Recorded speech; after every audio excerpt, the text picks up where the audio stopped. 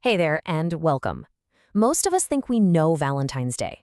It's all about romance, right? Well, the real story behind all the hearts and flowers is, well, it's a lot darker and way more defiant than you probably imagine. Let's dig in and uncover the truth. I mean, you know the drill. All over the world today, you're seeing the same thing. Roses, chocolates, heartfelt messages.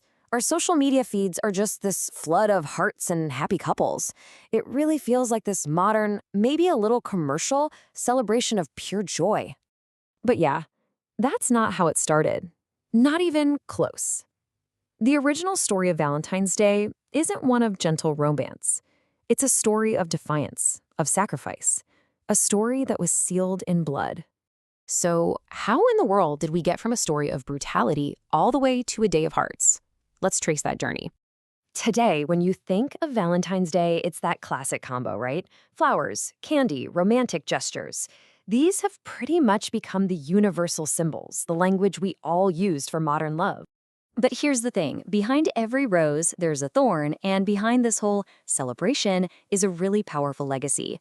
This holiday is built on a 3rd century story that reminds us that love once had to literally fight just to exist.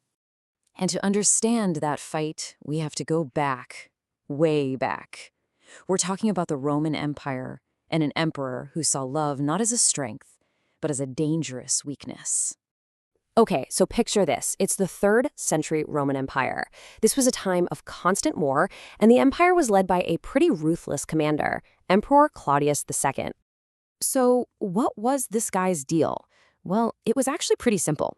He was completely obsessed with his army.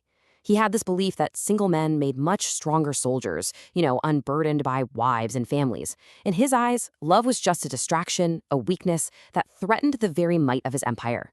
And so he issued this absolutely heartless decree. Marriage for young men was outlawed. Just like that. Can you imagine? Couples were torn apart, and their dreams of a future together were just crushed. All by the will of one man who chose war over love. But in all this darkness, one man dared to defy the emperor.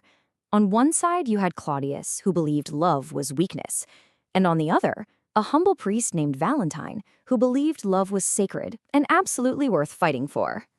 And oh, did he fight! Valentine refused to let the emperor's cruelty be the final word. He started a quiet rebellion, all in the name of love. You see, Valentine saw the injustice of it all and decided he had to act. He believed that no emperor had the right to deny love. So he started to conduct weddings in secret, turning a sacred vow into this powerful act of protest. Just stop and think about the courage that took for a second.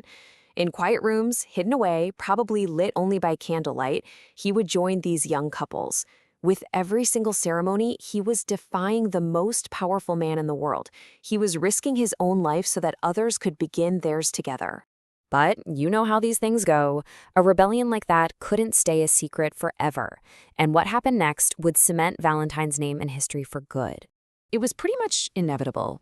Word of the secret weddings reached Emperor Claudius. Valentine was immediately arrested, thrown into prison, and sentenced to death for his defiance. His compassion was seen as a crime. But legend says that even locked up in prison, his spirit of love remained unbroken. He befriended the jailer's daughter, and on the night before his execution, he wrote her one last farewell note, signing it with 3 simple words that would change history. From your Valentine. And this brings us right to the true meaning of the day, a meaning that was born from the ultimate sacrifice. On February 14th, Valentine was executed. He died alone, without ceremony, a martyr for a cause the emperor deemed a crime. But while the emperor is now just a footnote in a history book, Valentine's story of courage lived on. And over centuries, his name became synonymous with the very love he died for. It's interesting how it happened. As time passed, the brutal details, the prison, the chains, the execution, they all started to fade. The world kind of forgot the suffering, but it remembered the sacrifice. And slowly, the name of a martyr was transformed into the ultimate symbol of love. And this is really the core of his legacy. Valentine's Day isn't just about romance. It's a powerful reminder of a profound belief that love is a force more powerful than fear and stronger than any emperor's command. So the next time you see a Valentine's card, maybe you'll remember the story behind it.